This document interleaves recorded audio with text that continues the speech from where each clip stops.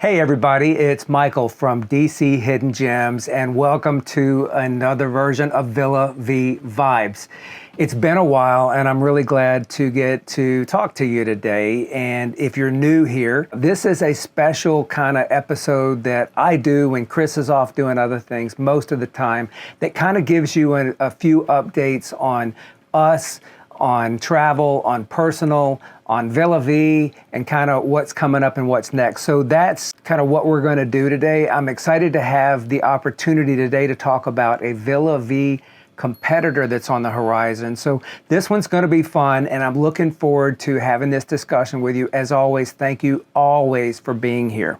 First of all, in our personal update, we have been traveling for over 4 months now. This is hard to believe, but we got on the ship way back in November. We've been on the ship now for over 4 months, and Villa Vie Odyssey just recently celebrated 180 days of sailing. So we were not part of the original cast of characters that got on the ship in Belfast, but we joined them a couple of months later in the Caribbean. We've been here 4 months and we're absolutely loving it. It's kind of surreal to think about. We've gone from will this work and what's it's about and will we like it and that kind of thing when we first got here, of course, with a lot of excitement and anticipation, but also with some intrepidation to now, hey, this is kind of what our life is. This is our second home. We are feeling very much in a routine here and loving kind of being here. And really we understand and enjoy this as kind of a lifestyle and something that is not new anymore, and it's really great. So 4 months in, we're still having fun. We are really enjoying the whole thing. We have opportunity to go home in about 5-6 weeks now for a special event that I'll still tell you about later, but we're actually going to go home to DC for a while and then do some things and then pick the ship back up later. So by the time we leave, we will have been on here more than 5 months, and we are looking forward to some time at home, although we're going to miss being here and look forward to getting back. On the personal note of what we're watching, us, like the rest of the world, is watching White Lotus now, and we're loving it. Of course, we've been watching it all along, and of course, we just love it, and we're really having fun this year with all the accents from the family. If you don't know, you'll know soon enough because it's everywhere. So we're doing a lot of Piper Knows and having a lot of fun. Piper, no! Watching White Lotus. I'm also reading Let Them by Mel Robbins, and you've probably heard of it. It's been out there, but I just recommended it to a friend the other day that had not heard of it. She is a lawyer turned motivational speaker turned many things. She's huge out there, and she does a lot of really good work, and she really speaks to me. She backs her stuff up with science, so she's not just kind of preaching her own gospel, but rather really puts a lot of science and expertise around it. She really focuses on kind of living your best life and making sure you're taking care of yourself while you take care of others.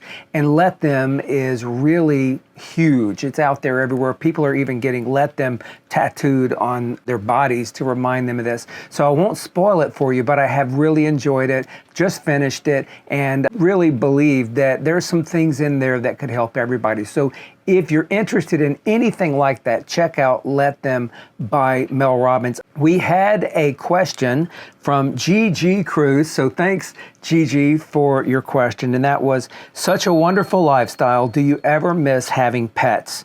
That's my one serious concern. And I answered this in the comments, but I'll answer it this way.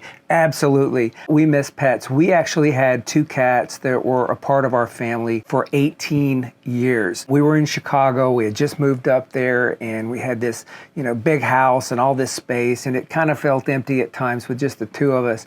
And we actually adopted 1 cat, and then subsequently about 5-6 months later, his sister. And he was Whitaker. We called him Whit. She was Tempest because she was crazy. And we loved them both. They grew up together, and we moved them from Chicago after many years to DC. And, we lost them both to old age. We lost Whit in 2017, and we lost Tempest in 2021, both from old age. So they had really nice long lives. Each of them lived to over 18. And absolutely, Gigi, we miss them. I will say after we lost Tempest, knowing that we were downsizing to a smaller home and that we were going to be traveling most of the time, we made the decision not to get additional pets. And we thought that was the right thing for the pet and the right thing for us. We're gone so much, it just didn't seem right. It also seemed very expensive. At the end of the day, it would have been a pet that we wouldn't see much. The cat sitter would have seen the pet more than we did. So we have made the decision not to have pets until if and when we stop traveling and we just go back home. And then, chances are we'll get another one. We love our pets, so we absolutely understand how you can, ask a question like that.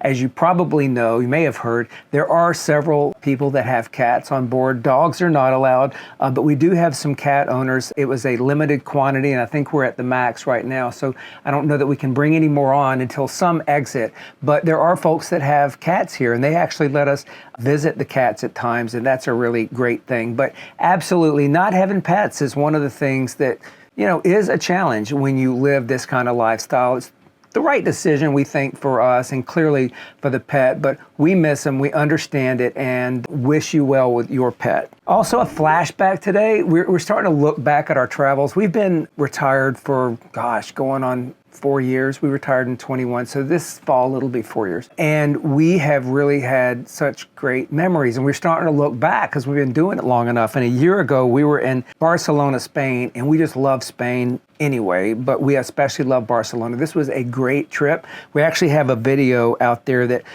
goes through our exploration of Barcelona and Catalonia and that kind of thing. So give it a look if you're interested in Barcelona, if you're interested in seeing our travels before Villa Vie. Believe it or not, there were a lot of them.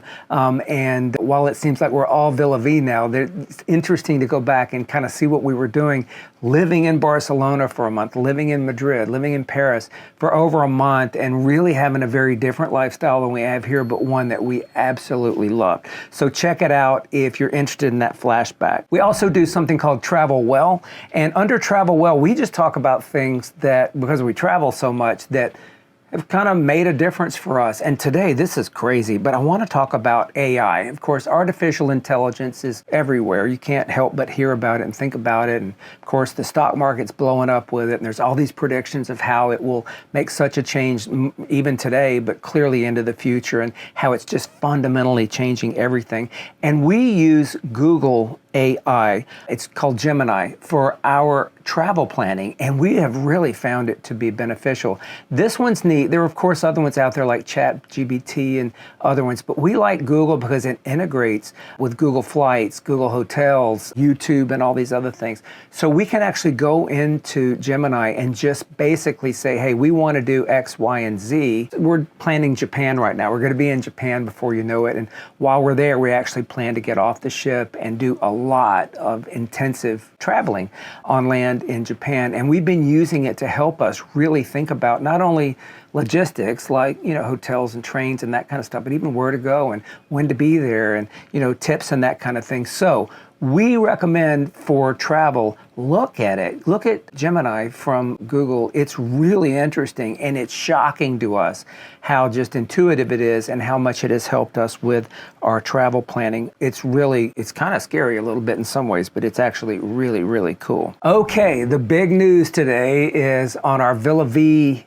update. And today I want to talk about something that was just announced recently, and that is a new Villa Vie competitor coming into the marketplace. Villa Vie has, of course, been here and sailing for 6 months. And we've talked about before, there's another ship that's been around a long time called the World. This was very high end, and it's been around and done quite well, but it's very, very expensive, very exclusive, and, not for most people. But recently it was just announced that Crescent Seas has announced that they're coming into the residential cruise space. And this is really interesting because we've always believed that the residential cruise space made a lot of sense. Obviously we're doing it ourselves. So beyond Villa Vie, that the market itself is there for this. And this is really interesting. They are high end. So this is a company that is actually being run by Russell Galbert. He is the former chairman of Norwegian Holdings, the Norwegian Cruise Line Holdings, which is a gigantic company. He's also got a luxury real estate company, and he's obviously very well connected, very experienced, and obviously has a lot of resources. They have announced that they're going to take the Crescent Seas Navigator and they are going to totally retrofit this ship. And they're saying it's going to be available December 20th, 2026. So about a year and a half from now, they are planning on sailing. Now, this is a ship that's in great shape. I've been on this ship, and it's a gorgeous ship. They are definitely going for high end here. So there's going to be 210 residences total on the ship. That's down from the current number of cabins. And they will start at a buy-in of $750,000, according to the information that we have, and they will go up to $8 million. And the square footage on these are 350 square feet, I presume, the smallest one on the ship, up to 2,000 square feet. So to give you some context, those are nice sized cabins. This cabin that we are in on the inside, I think has 225 square feet.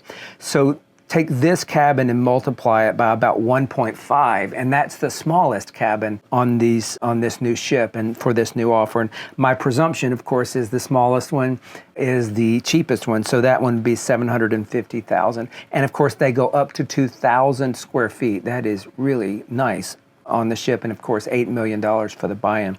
So this is a totally different market.